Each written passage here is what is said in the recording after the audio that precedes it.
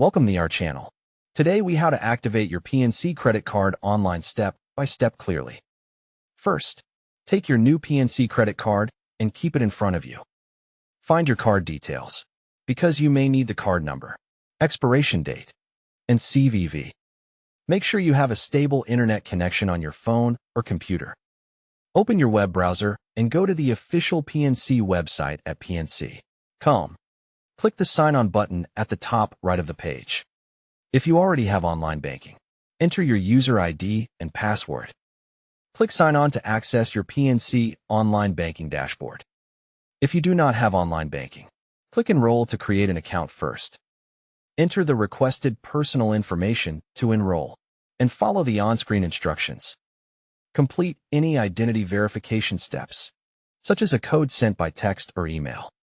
After you sign in, look for your credit card account on the account summary page. Click your PNC credit card to open the account details page. Find the option that says Activate Card or Card Services.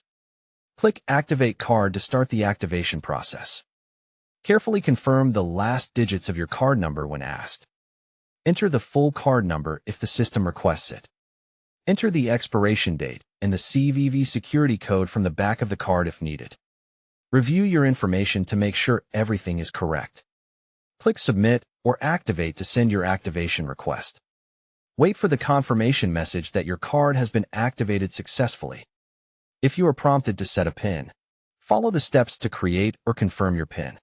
If you are prompted to set up alerts, choose text or email alerts for purchases and payments.